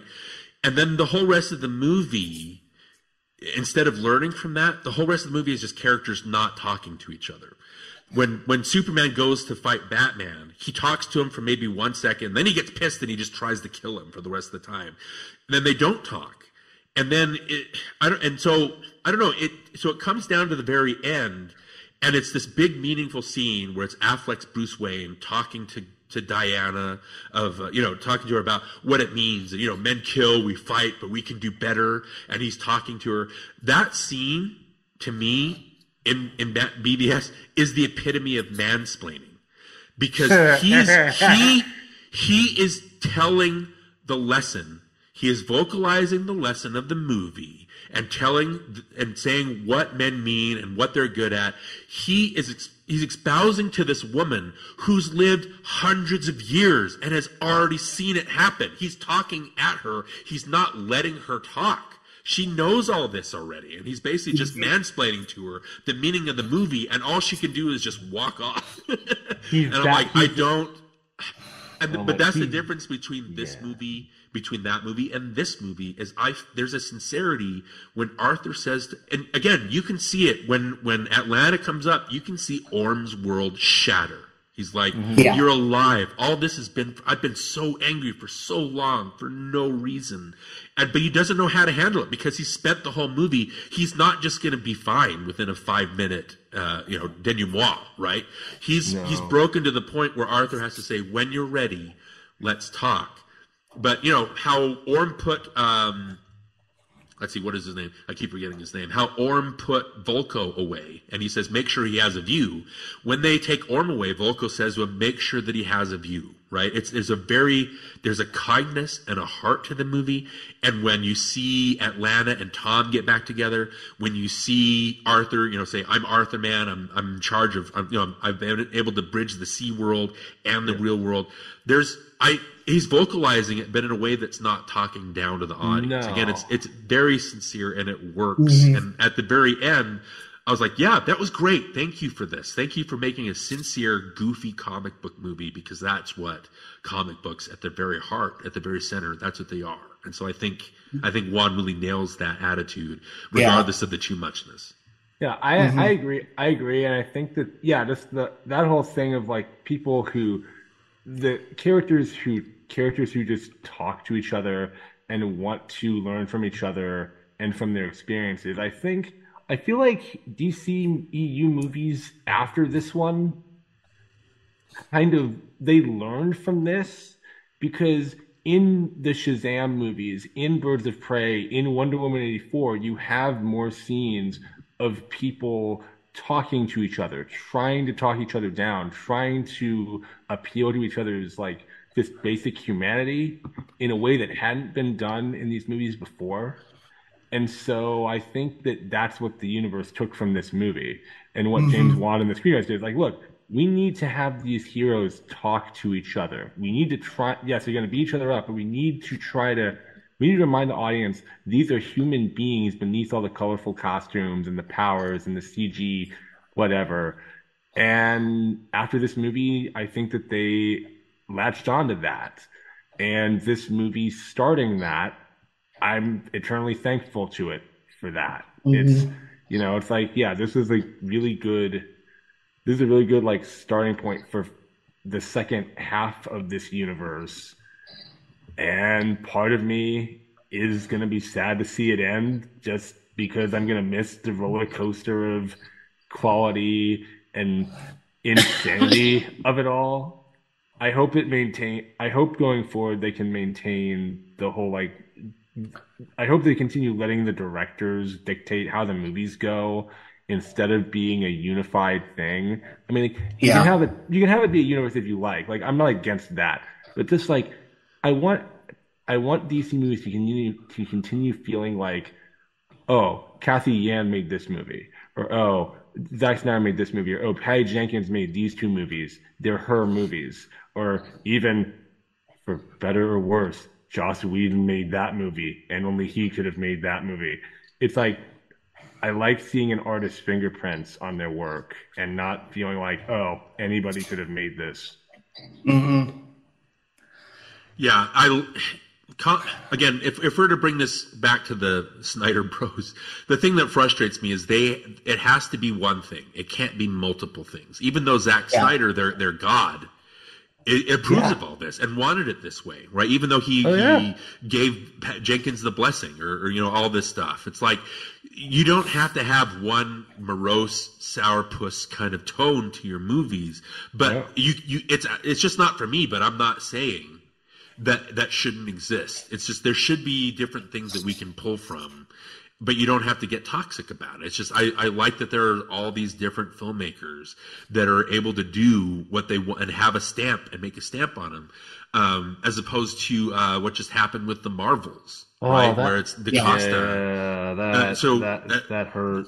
So the other thing is that Snyder gives his filmmakers the freedom, which, unlike the guy that runs MCU, he kind of like, that you have to do it my way, and you can only play in my sandbox, which is why Black Panther ends the way that it does, and which is weird why the Guardians of the Galaxy movies are like, again, sorry to be so on the nose, but like in a different universe, in a different galaxy, because those movies stand on their own as opposed to having, and they've got their own personality through and through, where so many others, again, even Black Panther, which I love and adore, I'm willing to admit that last fight is very weak and not as strong as some of the other drama in the movie.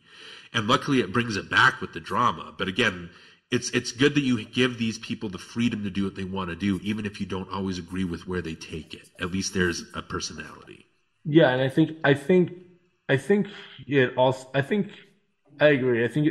I think it speaks to like the idea of comic books are great because you can have a bunch of different writers and artists working on these characters, and they're going to bring their own flair to it, like their own vision. And so having a universe or just a series of comic book superhero movies where everyone you can tell, oh, this distinctive director made that one, that reflects what comic books should be to me. Like if I read comic books, I would want to be able to pick up, oh, a Spider-Man comic written by this person or that person and tell that they were from different people. Yeah. Mm-hmm. Yeah.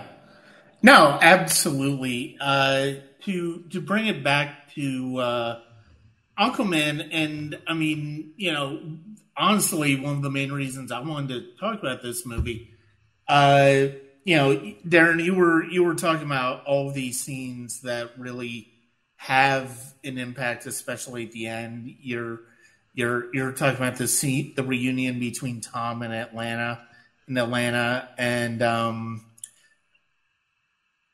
Curry's voiceover at the end, and just so many of these scenes that really have an impact. One of the main reasons I think they do is the score by Rupert Gregson-Williams, and I am very much on record. I mean, you guys have seen me tweet about it. I mean, I think that was a big reason why we ended up deciding to do this episode.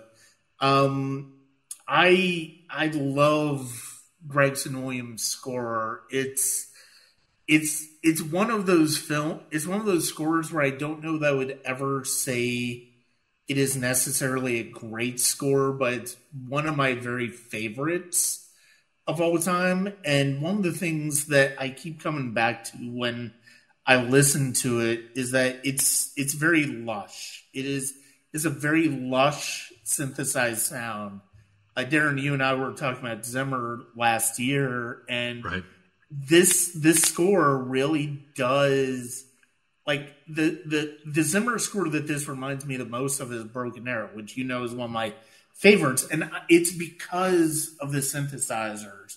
And there are also moments in this score that really, I mean, this is going to sound like blasphemy, but really feels like Gregson-Williams was inspired by Vangelis' score for Blade Runner, especially the introduction to Atlantis.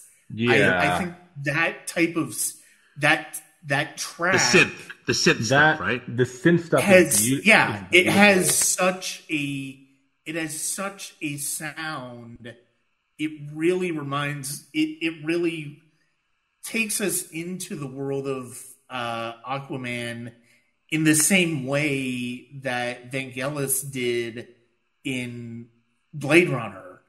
And it's a huge part of the world building. And I love the big orchestral swells. I love the big uses of percussion, of brass, of the emotional material, especially when it comes to Atlanta's arc and her moments with Tom when she is revealed in the trench. And that I love this score so much. It's one that but there are also some very familiar action beats.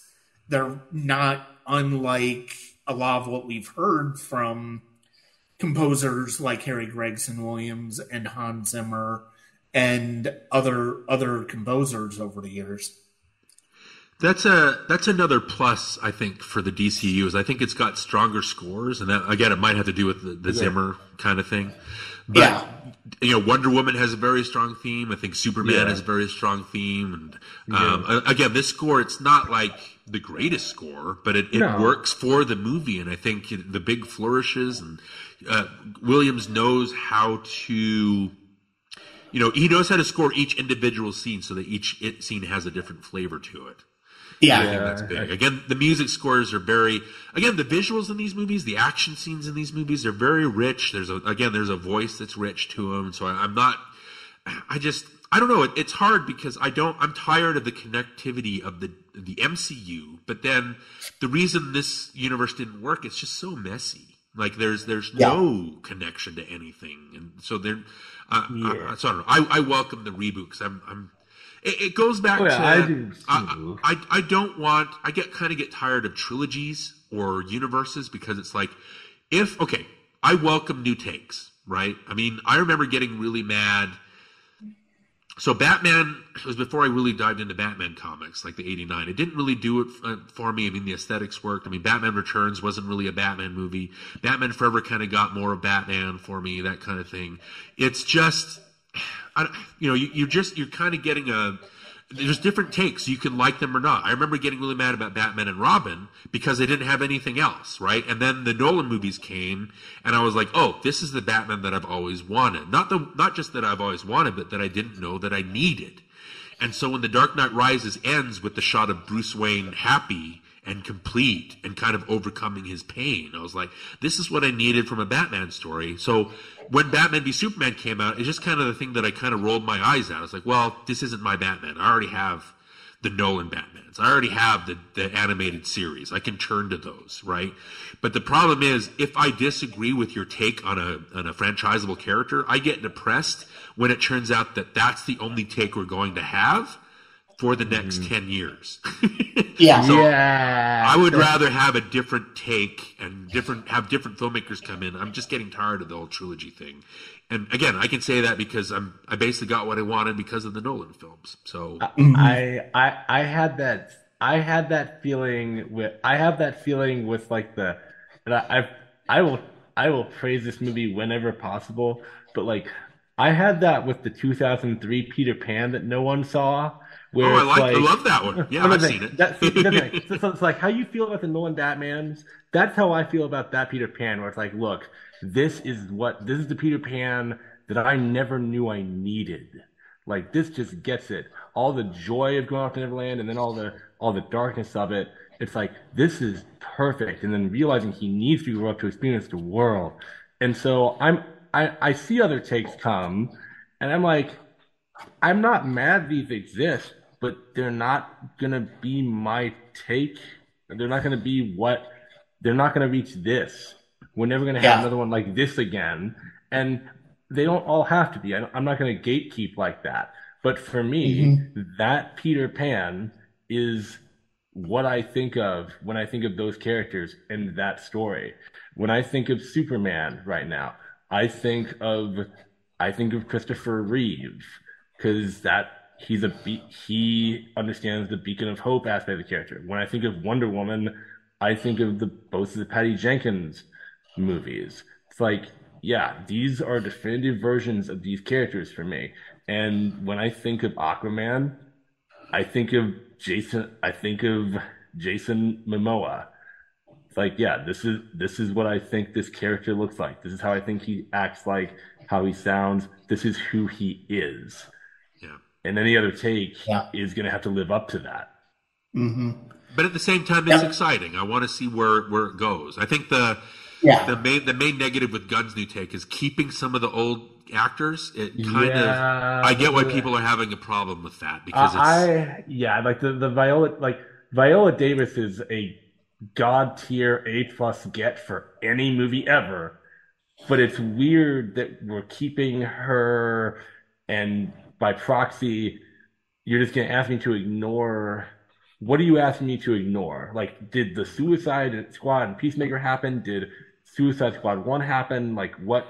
Like, they need to define what exactly stays and what doesn't, because that's the problem. And then, like John Cena, it's like they need. All right, like, I might just try to say the Suicide Squad was the start of the Gunverse, as far as I know. Yeah, at this point. Yeah, I mean, it's going to be hard to move on because we've got one foot still stuck in the door, right? It's so I don't know. It's interesting. I get what he's doing because he doesn't want to get rid of some of these people and he likes working with them, but it's kind of like what the MCU is doing with the X-Men right now. It's like, guys, I don't want the same X-Men. I was kind of excited to see what your new take would be. And that's and I'll say this. I've defended Multiverse of Madness many, many times and will do it. I think it's really fun. When they played the 90s X-Men theme for Professor X, when he rides in on his little golden wheelchair, as somebody who didn't grow up watching the 90s X-Men but knows that that's what it's associated with, I rolled my eyes.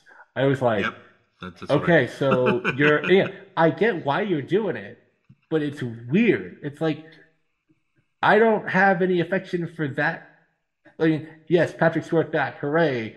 But making it be that specific version of it was just so odd. It's like this fan service mindset they have sometimes doesn't make sense. It doesn't help it. Like to me, the best way to service me as a fan in any movie or series or whatever is to tell me a good story. Give me characters I like. Give me action that's cool. Make me remember something about your movie. I see hundreds of movies a year. Make me remember yours. Exactly. And at least in Multiverse of Madness, at least Raimi has the good sense to literally kill off all that fan service in the most ridiculous way. I adored that. Like when they did that, I was like, thank God. This is the most glorious thing of the entire movie. But I want both of your takes on this too, is like, Raimi doing that. The thing that makes Multiverse of Madness great for me is that instead of it being Black Panther that starts off really strong and then the MCU kind of, cliches kind of sneak into it, Multiverse of Madness starts off as being really cliched and really MCU-ish, but the longer that it goes, it becomes a full-on Raimi movie by the very end. Mm-hmm. And that's what I adore about that movie. So what I want to know from you guys, though, is who do you think are really great comic book filmmakers? Who gets it? I think Gunn gets it. The shot in the Suicide Squad where it has the heroes walking towards the camera, and in the background there's a giant shark running with them.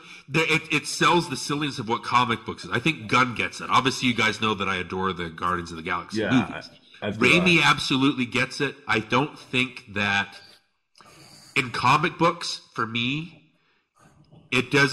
comic books can't really work in live action because that's not the appeal of a comic, right? It's hard to literalize something. Mm-hmm. Raimi gets it. Raimi absolutely those movies come closest to being live action comic book movies. I think Raimi really gets it. I think in this movie, Wan gets it, but he only has the one movie. Nolan is interesting because he tried to make it real, so it works for that version. Burton I think his aesthetics are great. Just trying to think of who else, but again, if I'm looking at, and then obviously, the Spider-Verse movies are living comic books. That gets the aesthetic of everything. Yeah, they're the Spider-Verse movies are the standard of this genre at this point for me. But even Snyder gets it. Yeah, he gets it, and that's why I like his Justice League, because he gets it. Like, this is I wrote in my review, it's a living, breathing comic book. It is shot like panels and stuff. I was able to ride with that, but I get why others would have hated that. Yeah, see, I'm very mixed on Snyder's approach. I mean, I talked about earlier in this episode. Darren, I definitely agree with you on Gunn and Raimi. Man, I mean, I think Del Toro gets it. I mean, that first Hellboy is great. Yeah, of the two Hellboys films, and I think his obsessive. I think his love of creatures and his love of just oddball characters, I think, suits just beautifully for that. Well, Del Toro's on a different level as a filmmaker anyways. Well, yeah. I mean, he's very much so. But yeah, I mean, I do think to a certain extent Wan gets it. And we'll see with Lost Kingdom, see if he continues to get it. Well, the only last thing I'll say on Wan too is my brother-in-law, who's really funny. He likes to kind of get a take and think that to really like hammer something home. When he saw Aquaman, he's like, "Oh, the only thing I didn't like is the characters would just pose and it would like pause on them like that stuff." And I was like, "Well, that's what do you think a comic book is?" Yeah. You know what I mean? So he at least gets that. Yeah. I think. Yeah, so yes. Sorry, I keep interrupting. I'm terrible at getting to it done. I guess comic book filmmakers that really get it for me, I would say, again, like I said, like Sam Raimi really gets it. Those things are just so goofy and exaggerated and ridiculous, but they also nail all of the human drama of it to ground it. Ridiculous, but dynamic. His camera work is dynamic. Yeah. Like and again, it's like even like just the way that he handles the human drama. Like in Spider-Man 2, it's about how much being Spider-Man would suck, and it's like, okay, this feels real. Like the world is not real at all, but the way the characters are dealing with it does. And then I think that this might be a bit of a controversial pick. I think Patty Jenkins gets it because she's able to, I think in both of her movies, she's able to ground them in a character place and also have all of the extreme Greek fantasy stuff and the golden suit that, that Orn absolutely stole from the Amazonians somehow. But yeah, like, I think she gets it. I think that Ryan Coogler got it on Wakanda Forever.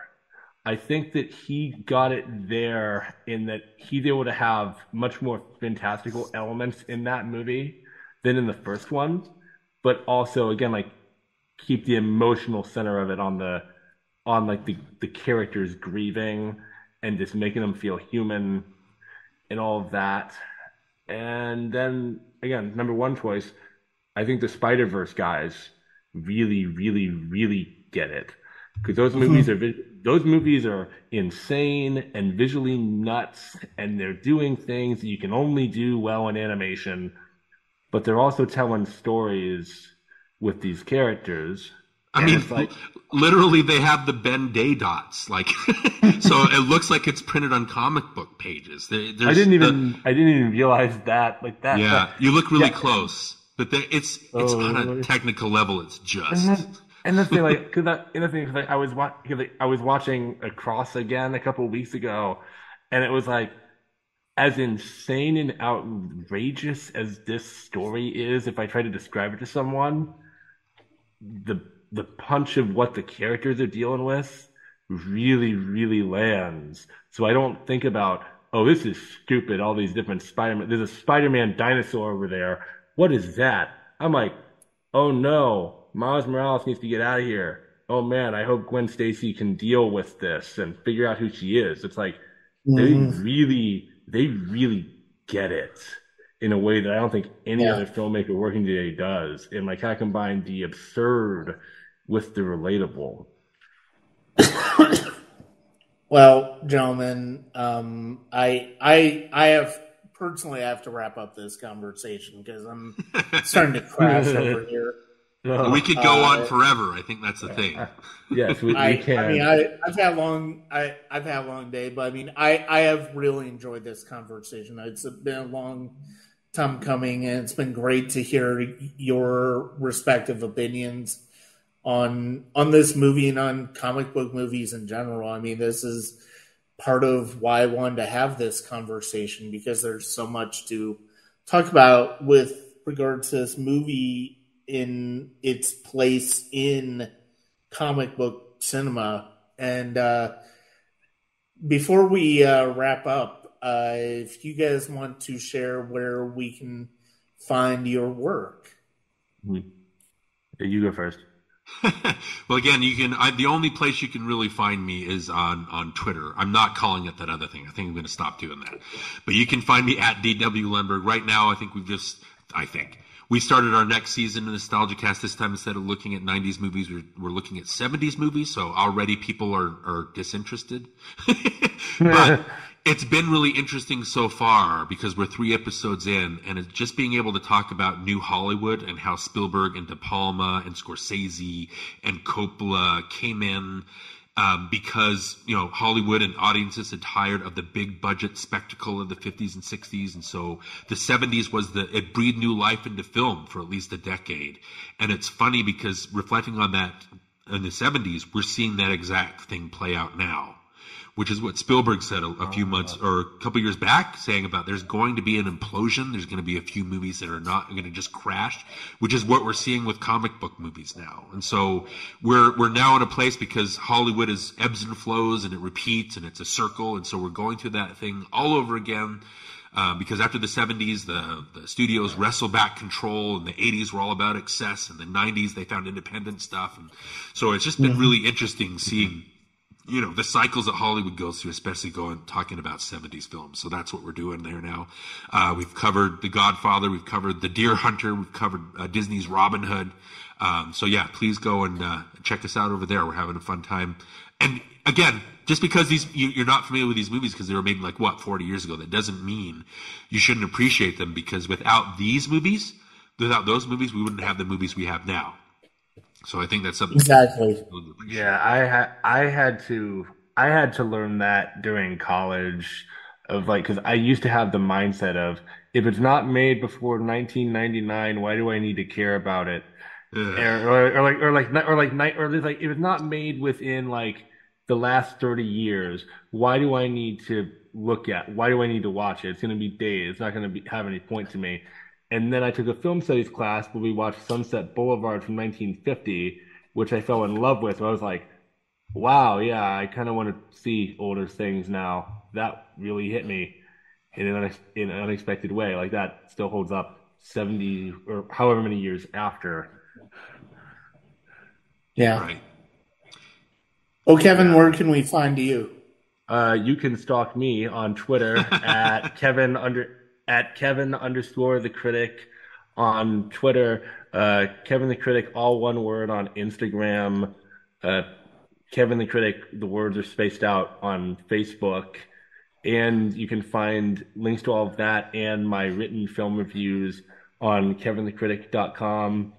I love talking movies. I don't get into politics ever. I'm a film page. That's what I do. That's what I'm sticking to. And sometimes I post, funny memes that I find on Facebook. Although talking about Snyder and Star Wars comes really suspiciously close to talking about politics. Yeah. And see the thing, as much as I've talked about Snyder here, I don't talk about him very much. Even the elements of his movies that I do like, I don't talk about, because I don't want to. Not all Snyder fans are insane crazy, but I don't want to. I've met several that are very level-headed and cool, but I don't want to talk to the crazy ones. Yeah. Well, luckily you guys aren't the crazy ones. I've really enjoyed this conversation, so I'm glad we're able to talk about it. Yeah.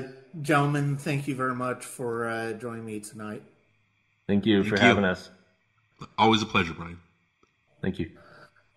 I'd like to thank Darin and Kevin for joining me on the podcast, and honestly for taking the lead on this discussion.